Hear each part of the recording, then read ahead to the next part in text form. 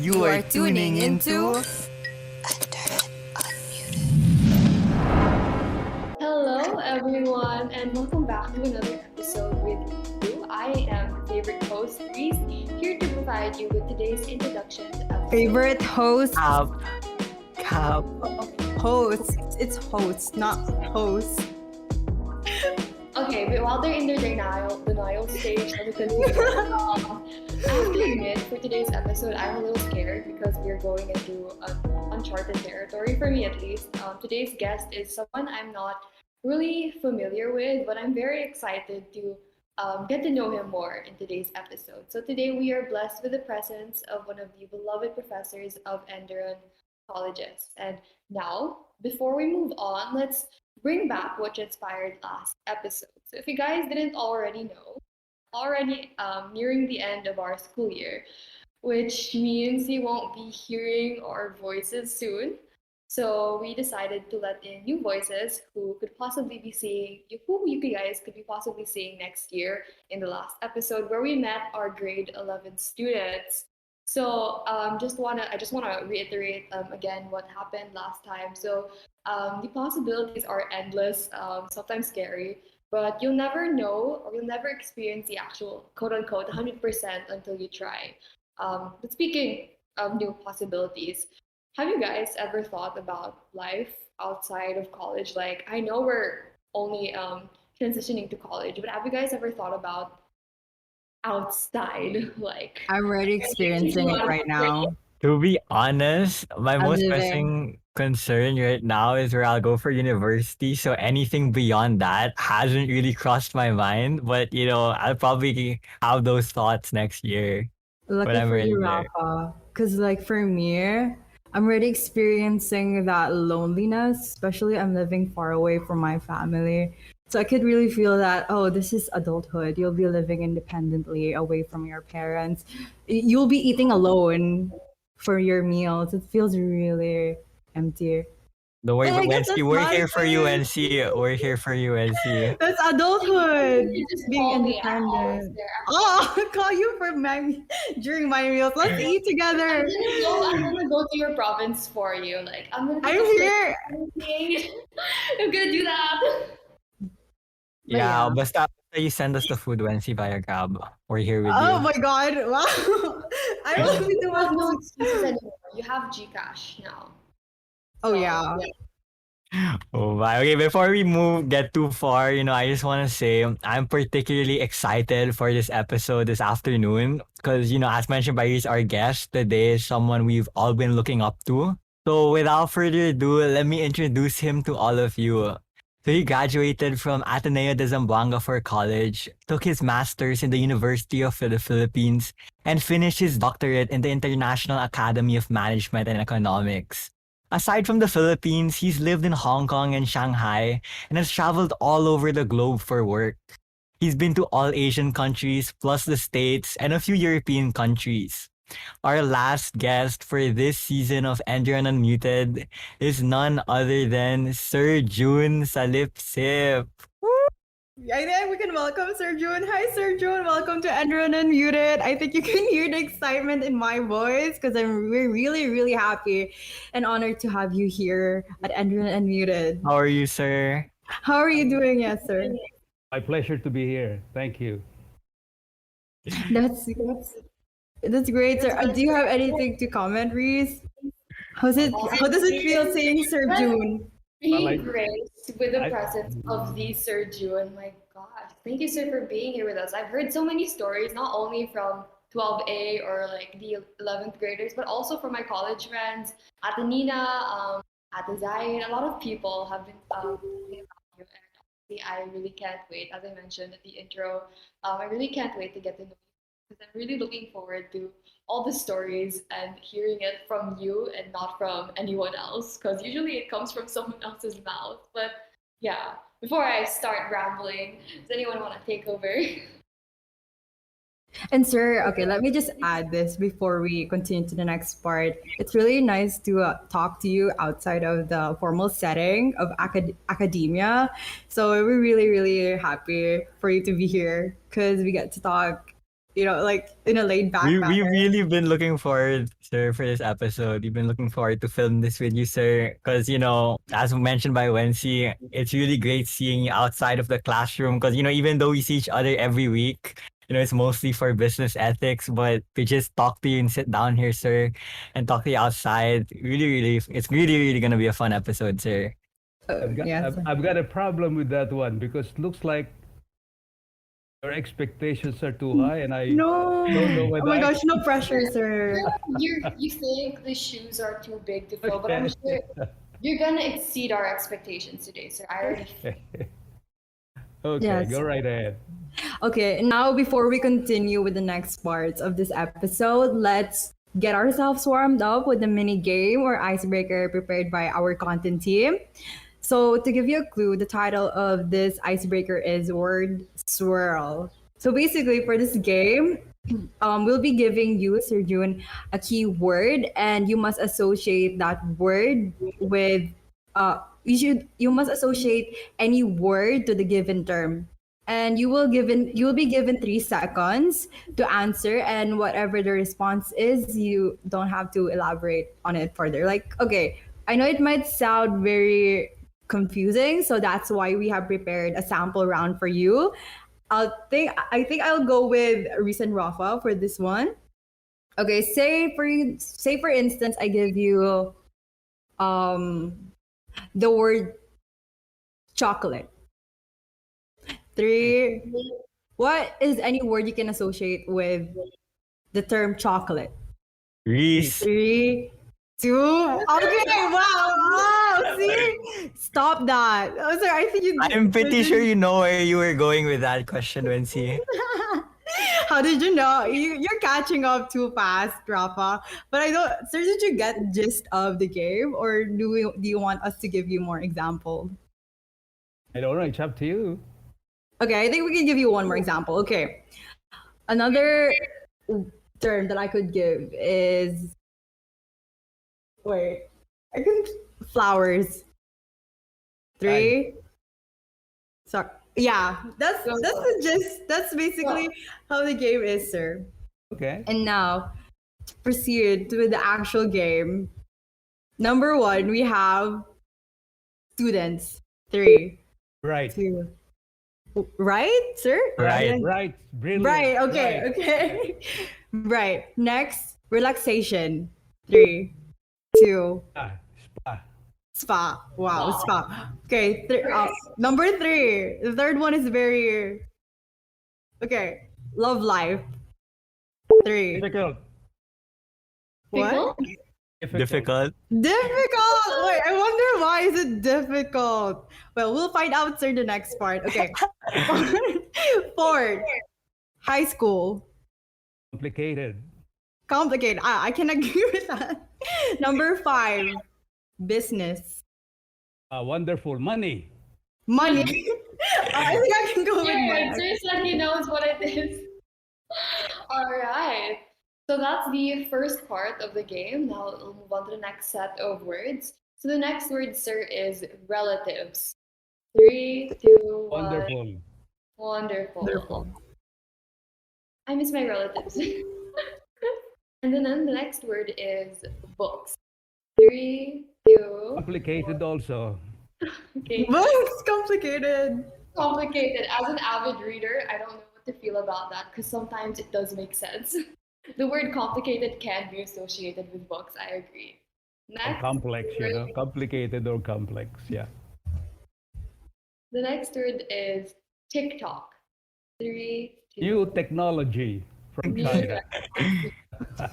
For those TikTokers out there, because I can't relate. Okay. Next is education. 3, Education is good for you, Good for you. for your future. Yeah. I don't think anyone is going to refute that. And finally, the last word is Philippines. Philippines is a wonderful place to be in. Okay, Really, sir. sir? Really? I love the answers so far. So let's move on to the last set of words, sir. Okay, so for the first one, music. 3, 2. Relaxing. Relaxing. Okay, agree, sir. Okay, next word, sir. President. Three. What's that? What's that? President, sir. President, leadership. Oh, yeah. Okay. Okay, the next word, sir, is one of my favorite words. Food. What? Three. Food. Fattening. What? That's What? I didn't Sir get that. says fattening. Okay. He's not wrong though. Yeah, it's true though. You Sir. live your life, guys. Come on, eat whatever you want. Unless you eat healthier, like all greens and keto diets. Okay, Just sorry. turn into a health, just turn into a health lesson, Where's the guys. fun in that though? Where's the fun in that? Well, you gotta have balance between the healthy food and the unhealthy food. Okay, sorry. Go. Okay, for our next Brought to you word. by Teacher Wency. Thank you. Our second to the last word, sir, is favorites. Three. Nepotism. Dapat. One of the lessons in yesterday's class. Okay, sir. Okay, our last question, sir. Enderun Unmuted. Three. Excellent group of people. Aww. Oh, I'm flattered. I'm flattered. Okay, sir. That's the end of our mini icebreaker or short game. I hope you had fun and I hope you're properly warmed up, sir, because we're now gonna get down to business. Okay. Okay. So let's begin about talking about your experiences in the corporate world. So my first question is something that particularly interests me because like sir, we're all aware that you've been part of the corporate world for many, many years. My question is this something you would recommend to fresh graduates to enter into? Like, as opposed to, let's say, starting their own business, do you think it would be better for, how do I put this, for fresh graduates to sort of dip their feet in the, so to speak, in the corporate world, even if their eventual goal would be to, let's say, put up their own business? I think it's better for you to start your own business right away because there are lots of things to learn. And I think people who start their own business, they write their own rules. Maybe as a result of that, change the rules. Because many businessmen and entrepreneurs has changed the rules and they have won. In corporate life, you practically have to maintain the policies, you have to maintain the processes in a corporation. So if you really would like to be an entrepreneur, start early. Even sir, without like experience, hands-on experience. Because what happens is if you enter a corporate life, then you probably may learn the wrong things. You probably will learn the traditional ways. In entrepreneurship, you have to create new things, create new values. So maybe you've got new ideas, do it. The problem we have is people just copy one another. So what happens? No additional value. You just create more competition. And it's basically like all the same for all companies. There's like no improvements. Yeah, no improvement. You will just copy your experience in the past. Maybe make it a little bit better, but seldom will you do something different. That's actually a very refreshing take on that, sir. Yeah, I really see where you're coming from on that. So, sir, just want to ask, do you feel so you don't feel like there's anything that they could possibly learn first in the corporate world before they establish their own business, let's say? There are many things you can learn from the corporate world because you have to learn specialized skills. It's a big organization and you cannot do everything. You have to specialize on one and be the best at it. And it's a very competitive world. So actually what you do is what you call climb the corporate ladder. Okay, It's very competitive. that reminds me of entering the corporate world and then being a corporate slave. Like, have you heard of the term corporate slave, sir? Yeah, they say you have sold your soul to the company store. So it's a very challenging life because once you enter the corporate world, you begin to compete, you begin to focus on the things that you do in the corporate world. And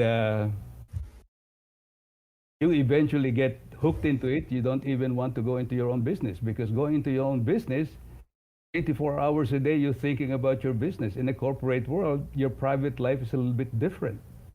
You've got the business life and you've got your personal life. Wait, so speaking of that, since you mentioned that there are certain skills required when entering the corporate life, what would you say are the basic skills you need to have in order to be really, how do I put it, successful or to really thrive in the corporate world? I think functional skills, basically, because if you want to enter the corporate world, they need functional skills. So whether it's either in marketing, manufacturing, uh, whatever place you go into, even general management, you have to have functional skills to be able to join the corporate world.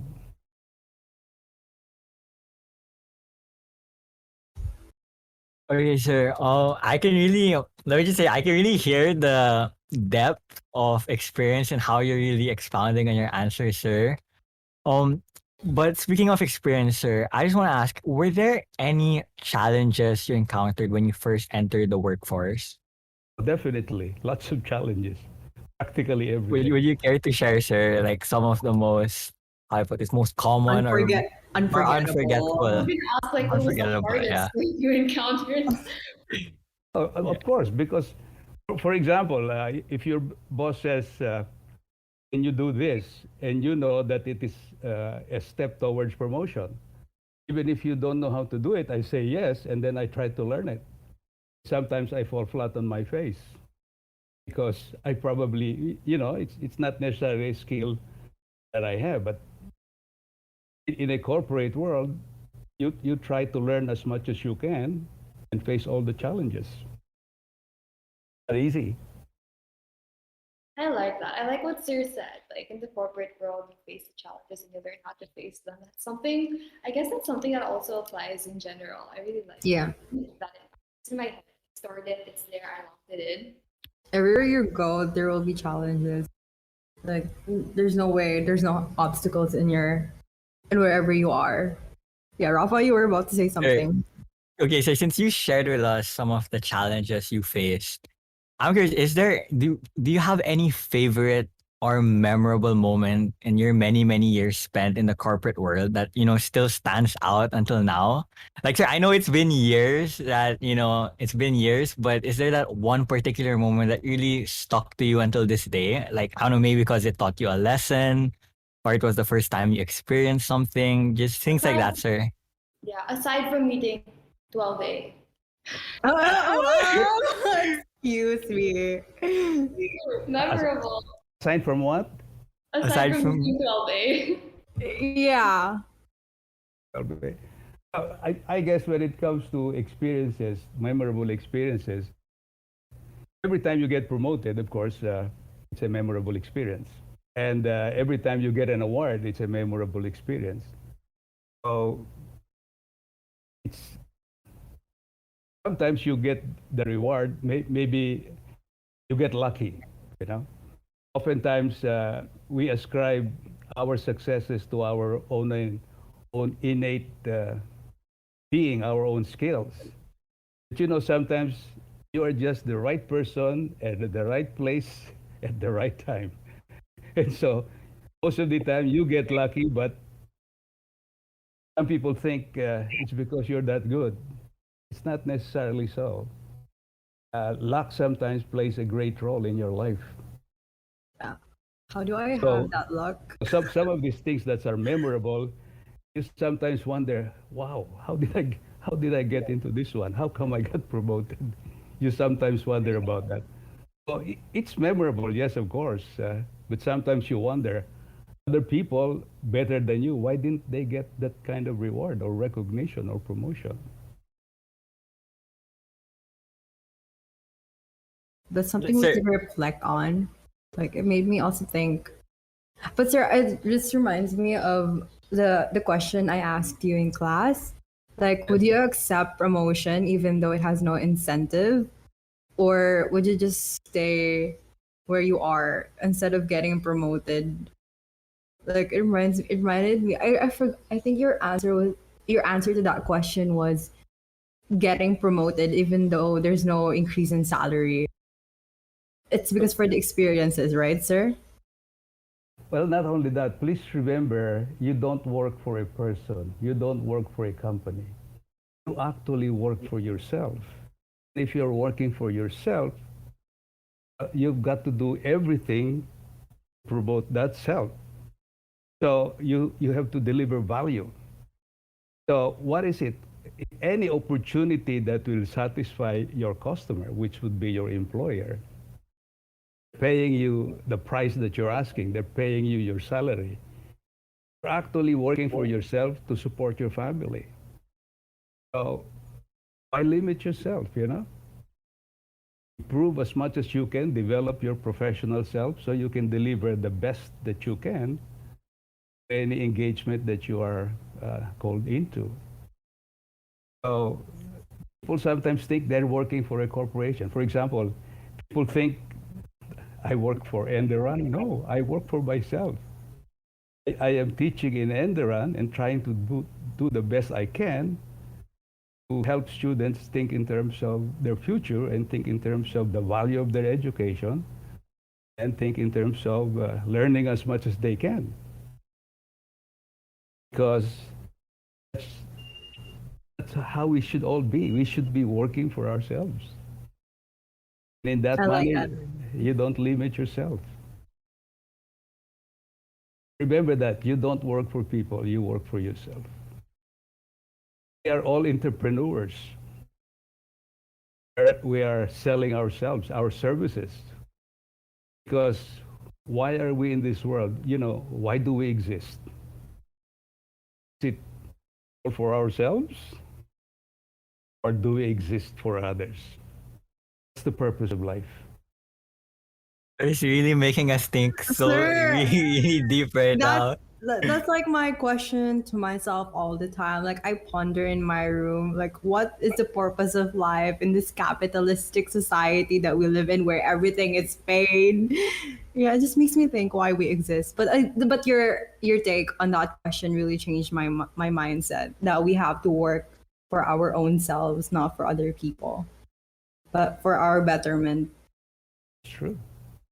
So you need to keep thinking always of continuous improvement. Because guess what?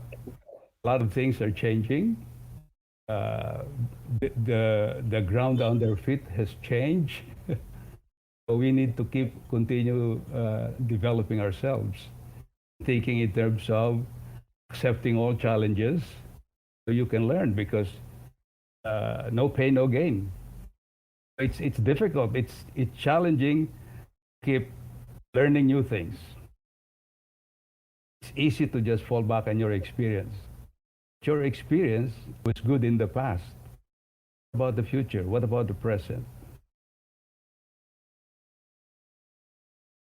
Well, you must accept all challenges. You must be open to life. You must always say yes because you have to be confident with yourself. I have Think in terms of, oh, all right, I don't know that, but I have the capability to learn that. So you want to give that to me? Yes, okay. I'll take it and I'll learn. I will fail sometimes. I'll come back to you, maybe ask for some help. I will learn. So don't I be think timid. Face it's life with courage. about that. You mentioned that for all the challenges in your life, you should say yes, or Yes. at least as much as possible. Yes, saying yes is a way to learn. But sometimes I've also um, been told that it's okay to say no to situations that you know you can't handle, or the situations you aren't ready for yet, or for whenever you're burnt out, or whenever you think you really can't do it. So, what do you have to say to that type of I guess the juxtaposition of that type of mindset to yours? Because um, like, what's the line between saying yes and no to a quote unquote challenge? Like, how do you know if it's yes, if it is really supposed to be a yes and not a no? I guess one of the things you will learn is that the most poignant thing that can happen in your life someday is when you gotta say, it could have been. Because you see, if you did it and it was wrong, you can still correct it. You can say sorry. But if you didn't do it, it has passed and you cannot do anything anymore. Then you'll say, no, it could have been. I could have been the summa cum laude. I could have been the valedictorian. But I didn't try. I was scared I cannot do it. I guess in the end you say, looking at your parents, they're down there watching you. They're your parents, you're thinking they did a lot for you, and you did not do a lot for them. You could have been the best that you could be. You should try. And if you fail, well, so what? You tried. You tried your best. If you didn't do anything at all, things have passed. Sorry. That's it. This reminds me of the saying now that I hear a lot, like about people, when they're like on their deathbed or like when they're just reflecting on their life, when they say now you regret. I think we also touched on this in one of our other episodes, but the saying now you regret things you didn't do more than the things you did. And yeah, sir, I don't know. I really like your answer, sir. It really resonates with us, especially now that, we're in this stage in our lives, choosing so many things, choosing where to go, and just hoping that, we won't have any regrets in the future. Yeah. Live your life. Although sometimes living your life can be exhausting. It could be It's so exhilarating, of true. course, but only have 24 hours a day. So, how many days do you spend enjoying your high school days or your college life? How many hours will you spend studying so that you make sure you learn something during high school? Because the social life in college and high school is such that it is so attractive. We have to build your network too, You have to have a life. But while competing attentions, you have to decide. Are Am I you making sense in the things that I say? Yes, sir. You've got to be your unique self, Be yourself, be unique, be different. Because if you're like everybody else, for example, even in the product, for example, if you're an entrepreneur, if you're just copying other products, like if you see your a neighbor being successful in a, let's say, barbecue store, and you say, oh, he's successful, okay, I'm going to introduce another barbecue store. You're just copying, nothing. So eventually you compete on price, and your margin of profit is going to be smaller, and it's not going to be successful. So even you, if you're working in a corporate life, you've got to be different, because why will they promote you if you're just like everybody else? You've Wait, got to be your unique self. Don't be afraid to be yourself. sir. In line with this, I remember you keep reminding us in class that, we must always seek opportunities and not just wait for them to present themselves to us. So, sir, my question to you is, how important or how big of a part do you think ethics plays in a person's success? Well, ethics, I think, is if it's not yet invented, it should be invented. Because, for example, honesty. How can people trust you if you're not honest? In business, trust is very important. So, ethics, if it's not invented yet, you better invent it, because that's the only way to succeed. Do things right, because if you do things wrong, well, remember karma. Do unto others what you want other people to do unto you. Because if you do wrong things, then it's going to come back and bite you.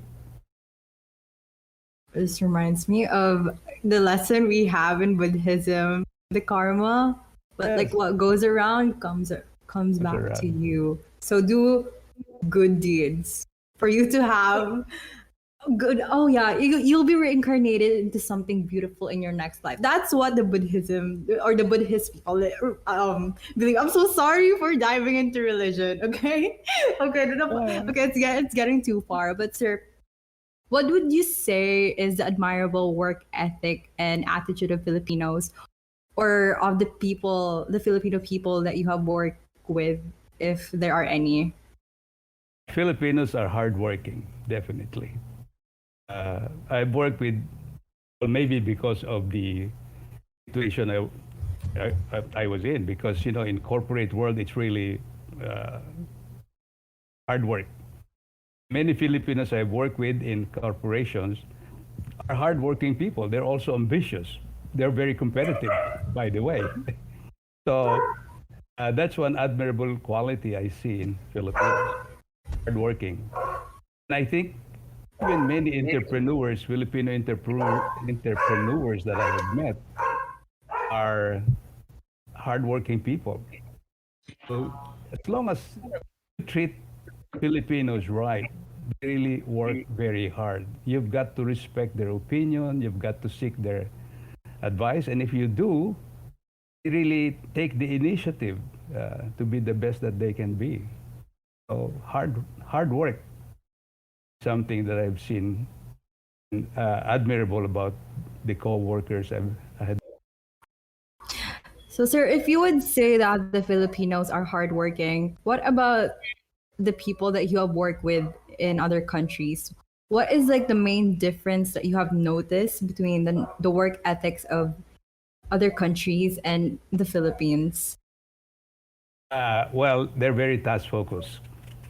Filipinos normally would be more relationship focused, but many Westerners are more task focused. Full relationship to them is secondary. The Filipinos, it's relationship first, then work.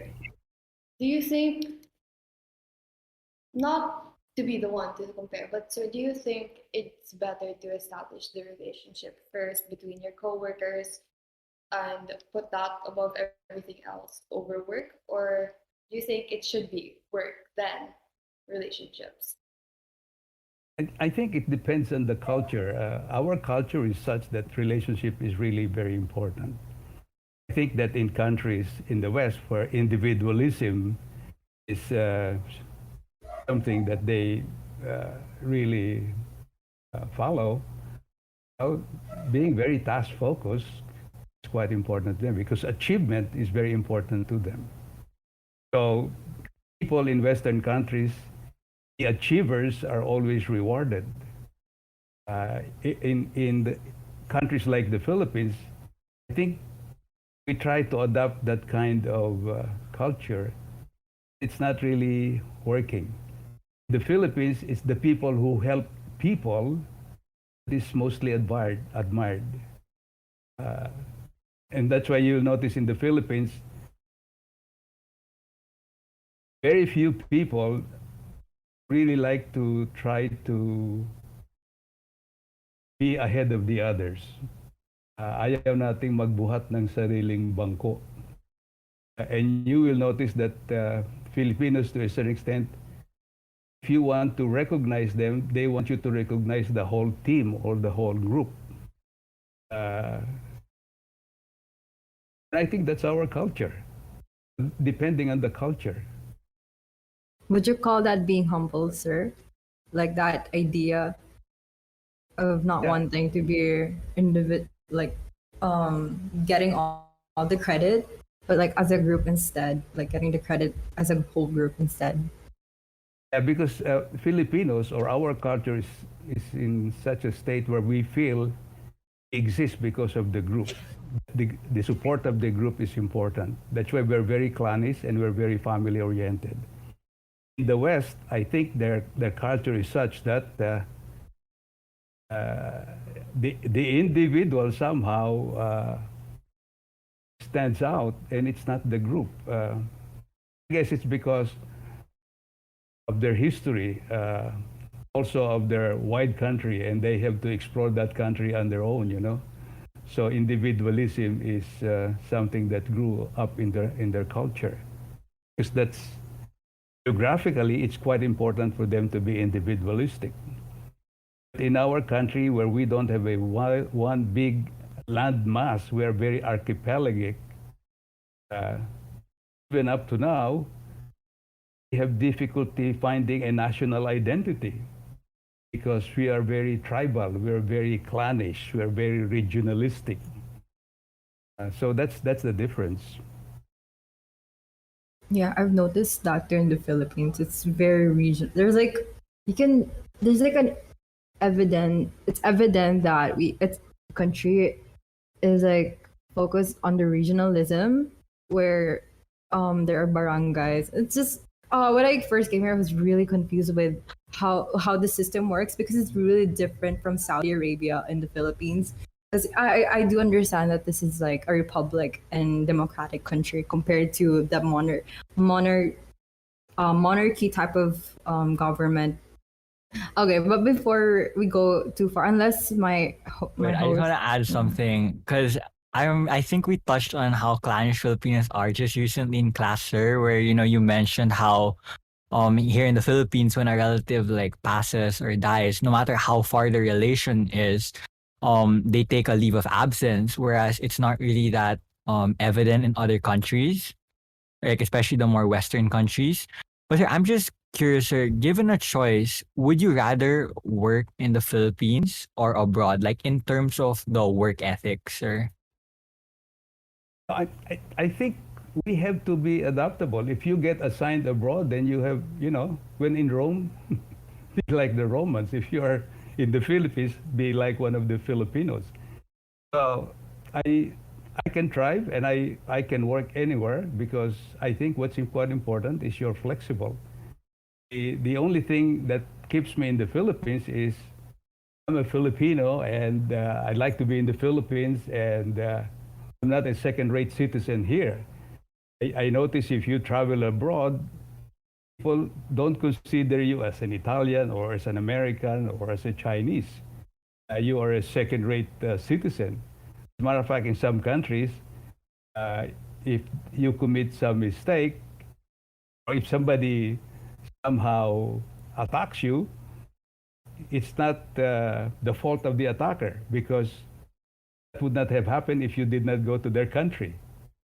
So I think I can work, but I think I'm more comfortable in the Philippines.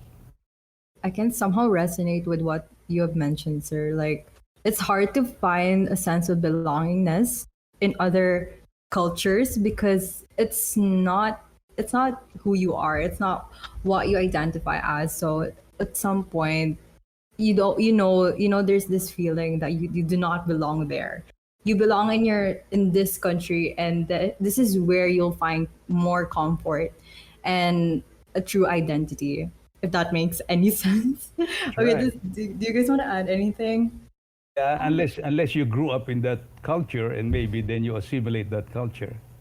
But it's not really, you cannot really completely tell that it's part of your culture or what you grew up with because it doesn't belong to you, culture in a cultural sense. Yeah. And sometimes your skin separates you from the others. Yes, and that's where like racism happens towards other groups. Okay, Reese was about to say something. No, I said you're asking whether I wanted to add anything. I'm good.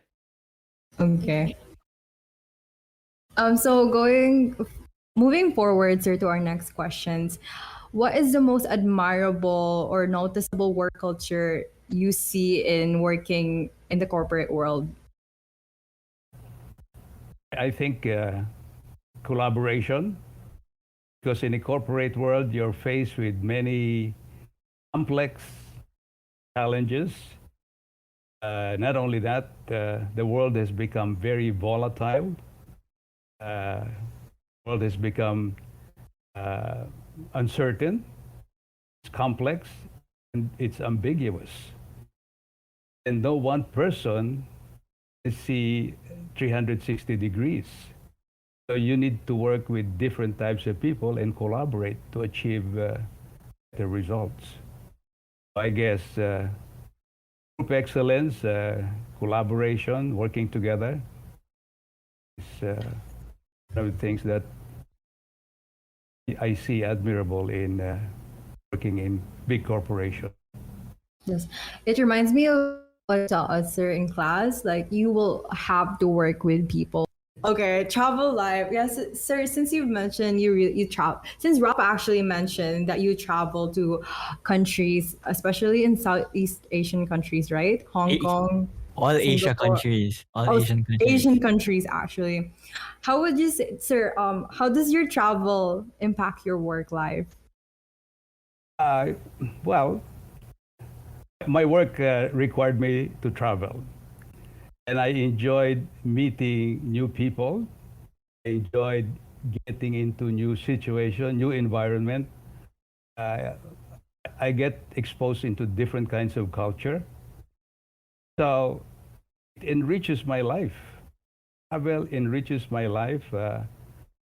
Trying to understand the language could be challenging, but if I could, it opens up the door to the culture. Unfortunately, I'm not a linguist and I have difficulty learning the language.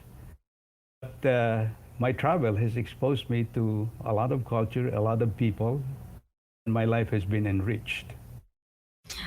I have a follow up question, sir, with about that. Since you've been traveling and being exposed to different cultures, what was the most culture shocking for you? Like, wow, this isn't being done in the Philippines. Like, this really is different. Is there any particular memory or experience that you can share with us and the listeners?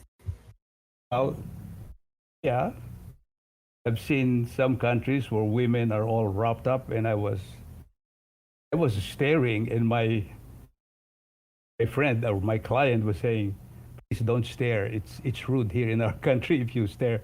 But I couldn't help it. All even in the eyes, it's laced, all wrapped up from head to toe. So I was wondering, it must be very hot, for them to be wrapped up like that. Wait, rap in what way, sir? It, from head to toe, they're covered. Women. Oh, okay.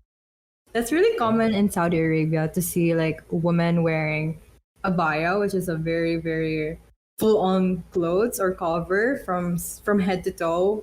Like you can literally see nothing. Like I mean, you can literally not see any skin because it's forbidden in their culture or in their religion rather for men to see the the skin of women, particularly in Islam. Wait, Yeah. so since we're on the topic of traveling, I'm just curious, is there one country that you would like to live in given the chance, like aside from the Philippines? Well, the only experience I have is living in Hong Kong and in Shanghai. Uh, I like the food. When people talk and I can't understand, I feel uncomfortable because I don't know what they're talking about. So But oh really, my gosh. I uh, felt that. But sir, sometimes when that happens, I just think of, what, Wency, it's better not to know what they're talking about. So, maybe if they're insulting you, you don't know, and it's fine. Like that's my point. If like someone's talking in Arabic and I don't know what they're saying, sir, I'll be like, oh, whatever. At least I don't know anything about, even if it's yeah, about me. I just watch the body language and I interpret on the basis of body language and sometimes the tone of voice. Tone of voice. I still feel comfortable in the Philippines. Given that you lived in Hong Kong and Shanghai and you've been to so many countries, like practically all the all countries in Asia, do you speak any other languages, sir? Were you able to pick up any? I was in Pakistan. My Pakistani friend, we were in a restaurant. He was teaching me how to order tea. And he keeps training me on how to say it. When you say it, he says, don't smile. It's serious. How you say it is quite important. So when the waiter came along, he said, nudge me and say, okay, order tea. He said, Herr Bani Kerka Chai Lao. Well, it's really scary. It's really intimidating. You're like, serious face for ordering a cup of Did he tea. tell you The why, waiter sir? looked at me. Why you shouldn't smile when ordering? I think that's the kind of situation. Filipinos are always smiling. And I think in other cultures, I wonder why we're always smiling. For example, when I was in Switzerland doing some training, uh, in the morning, after half of the morning was gone, Germans raised their hands and said, Mr. Salipsip, is what you're teaching us important? I said, yes, it's important. He said, why are you smiling? Yes, what's wrong? I'm smiling and I was joking. So the Germans didn't like it. When I was, in Japan, for example, when I do presentation, of course, I move around, I have gestures and things like that. I realize in Japan, it's a very formal country. Normally, when they present, they just stay with, well, at that time, the overhead projector, and they seldom use their hands. Oh, I guess smiling. So I guess in Pakistan, you have to be serious. You should not be smiling, especially when you're ordering food. Wow. Different Why? culture. I like, who wouldn't be happy like ordering food because like you're gonna get food. Like I would honestly be happy. Like, oh, I want to get this piece of like chicken. Well, and for like Pakistan, I mean, not to like disrespect their culture or anything, naman, but yeah, just wanted to say that. That's the only word I learned. Meher bane ke ka chai lao. Maybe that's the only thing you really need. Learn how to order food. I've heard jokes from my other friends who did go abroad, like to different countries where they don't really know the language, and they say the first thing you have to learn is how to order food Okay. and how and where to go to the bathroom. Those two things are the most important things you need. Okay. Yeah, sometimes what you do is you wait for the other table to order. Once you see the food, then you tell the waiter, I say, I wanted to say. I can relate to that. Note, take note. Yeah, I agree. I agree with you on that. So, like here in the Philippines, even during calamities, you can still see Filipinos. They still find a way to find humor, like in everything, which can, I guess, which can be both a good and a bad thing. That it's good that they have a really good disposition towards things, but maybe in some situations, it's not really best to smile and find humor in everything. But yeah, I think Reese, we have another question for sir. Usually we have another set of questions. These are the last set of questions, so feel free to pour your heart out with these questions, sir. So this is about your life beyond the corporate world, beyond simply like working. So life beyond work, basically. First question is, what would be something you wish you knew in joining the corporate world, or something you wish you knew um, when you joined? Like when you're here, or like, dang, maybe I would, like, for example, like when you go to a new school and you think, dang, maybe I should have learned that slang because it's so popular here. So in the same sense, what is something you wished you learned when you first joined the corporate life, sir? what is it I wish to learn When that you I first, did not that I did not learn in corporate life? or something you learned when you first joined, something you wish you learned. What's the thing that I learned in corporate life? Is that the Like, question? so I think what you're trying to say, like, if you had the chance to hypothetically go back in time and tell your younger self something, what is something that you would have told yourself, or something you wish you would have known before entering the corporate world or the corporate life, sir? Hmm. I really wouldn't know. Uh, because I don't know the future. I don't know what I would need. So the future, if I have to start all over again, the future may be different. I really don't know what to tell myself, except to tell myself to be ready to face up to anything and say yes to life. Because I think that's what we should do. Tell ourselves to be open because life is unpredictable. And whatever move you take, it opens up new doors. If you take one door, another door opens, another door opens. And depending on the choices you make, like what I said, you can either miss an opportunity, regret all your life, you can take a difficult road, suffer a little bit or maybe more, but then at least succeed and be fulfilled in your life. I think the thing I'll tell myself is always be open and say yes to life.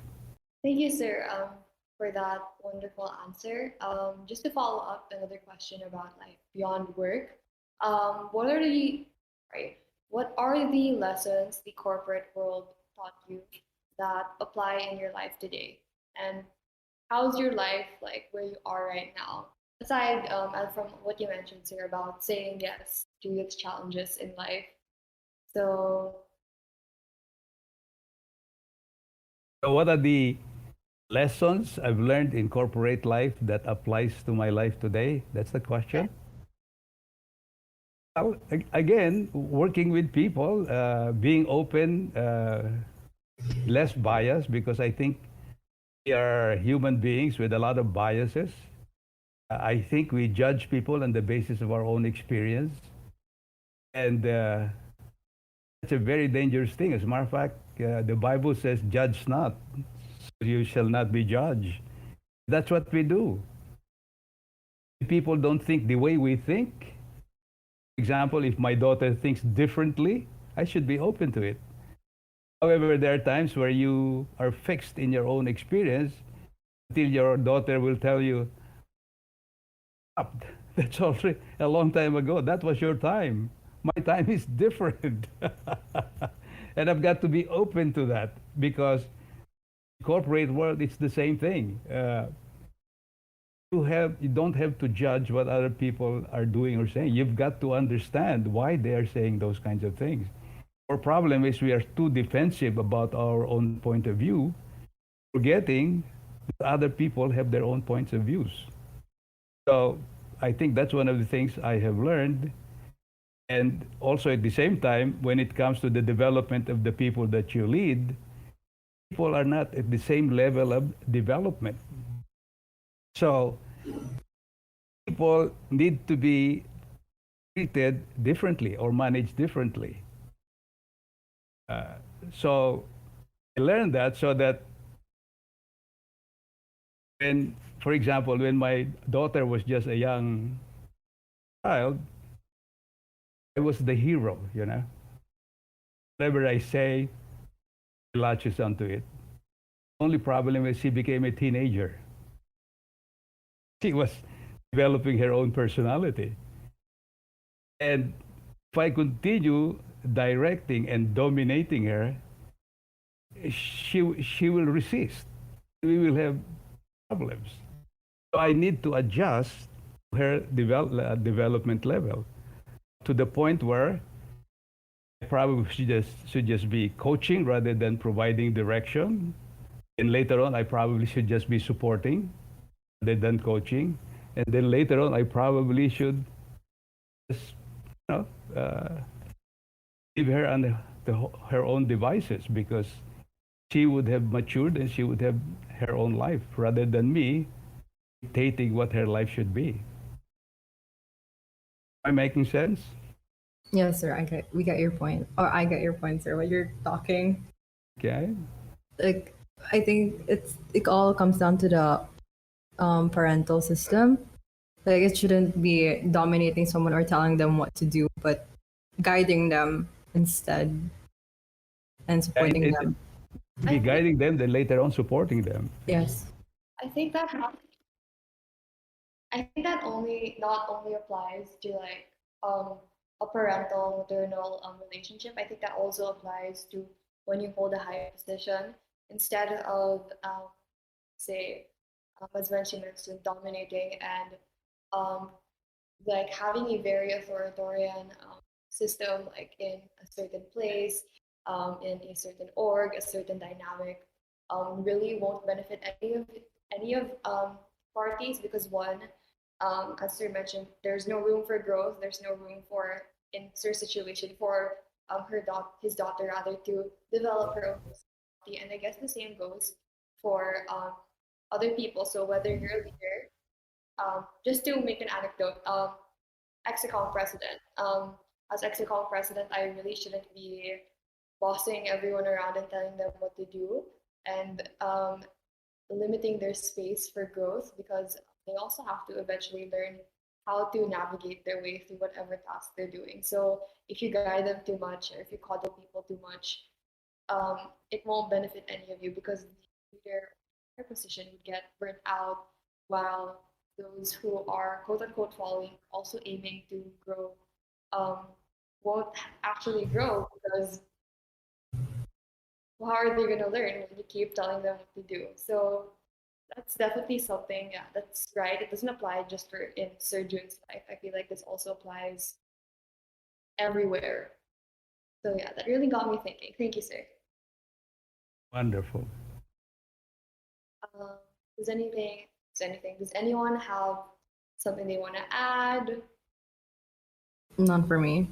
I think I'm good for now. Come on, guys. I'm sure you have more questions. I have a question, sir, but like maybe after this podcast thing, because Okay. it's gonna be, yeah. Okay. Yeah, question to go.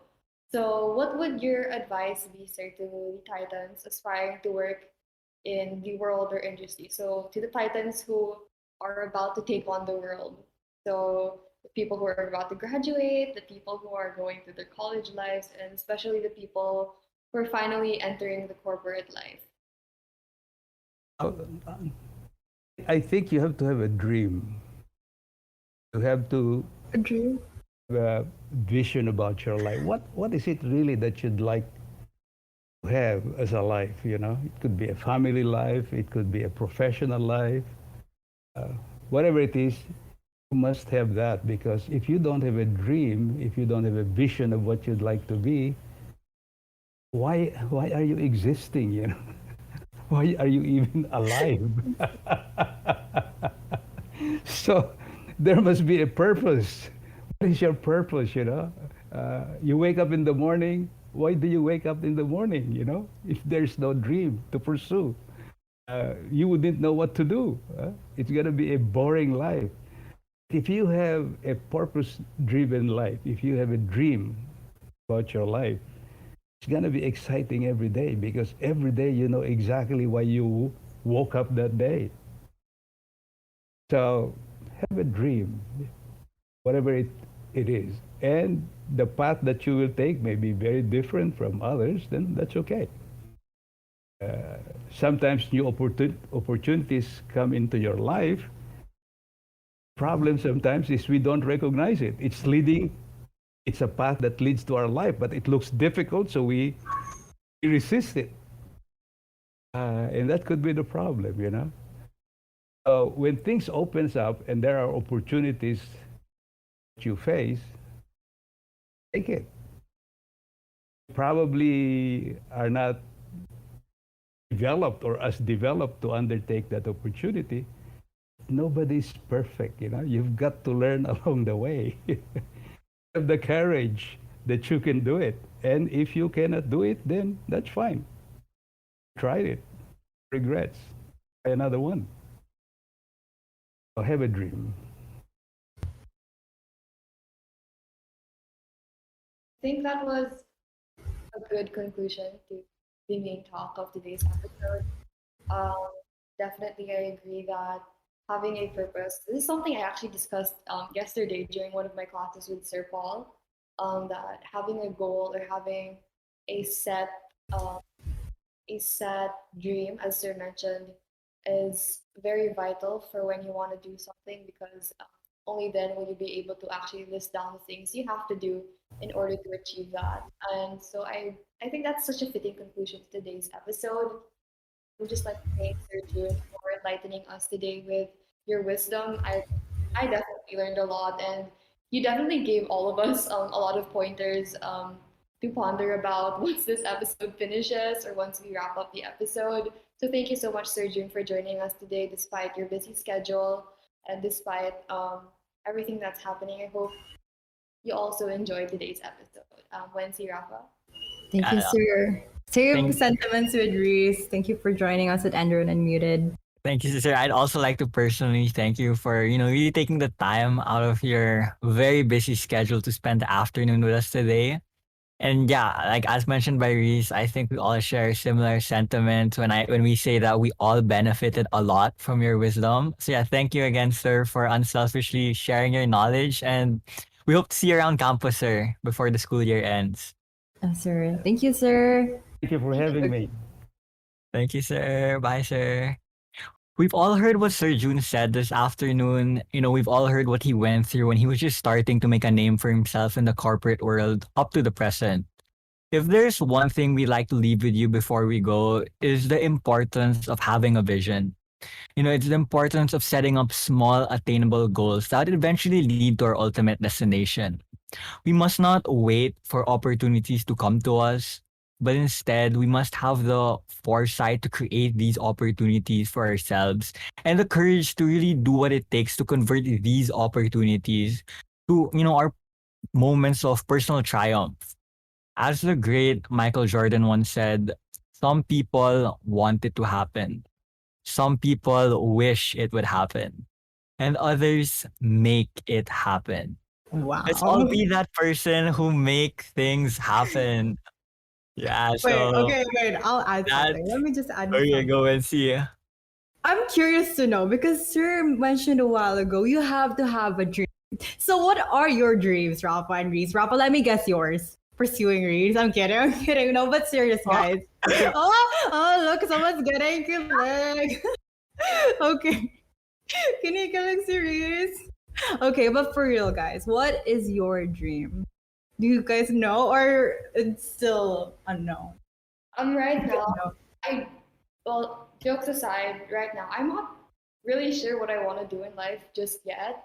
I'll see where life takes me like right now, but I just know for sure that I want to be happy and content with what I'm doing. And I guess now I just realize that I don't want to be doing something that I was forced to just because I used to have a mindset about that the job that I need to have or the job that I will be pursuing in the future have a high salary regardless of whether I like it or not. So right now, I think I just realized recently that if I'm pursuing a job I'm gonna genuinely fall in love with, or a job that I can learn to love, or a job that I will love, because I'll probably get burnt out like 3, 4 weeks in knowing that I hate it. It's like me whenever I'm doing science. Like But hey, guys, okay, I know this is like so far off from the episode, but like today in this world that we live in, we don't have we don't have to stick in one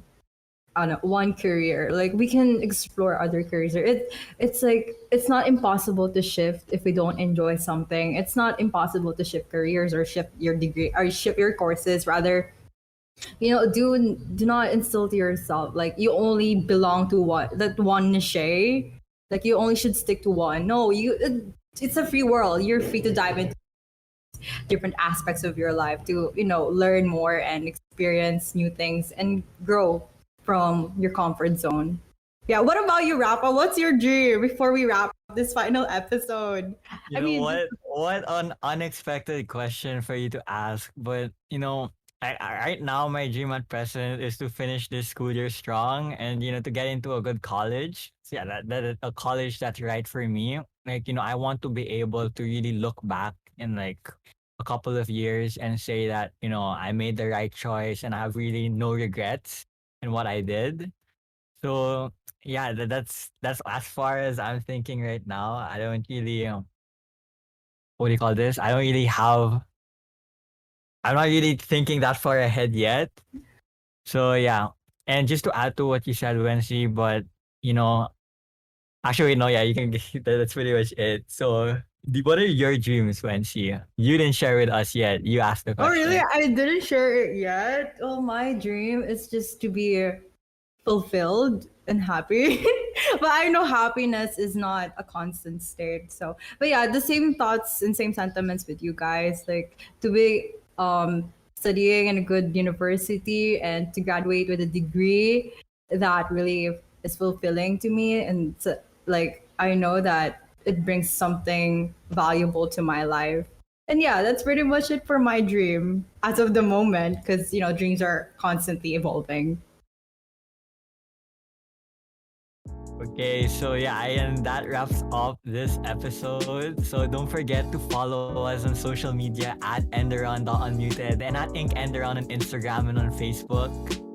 And if something you want us to talk about, feel free to reach out by sending us a message.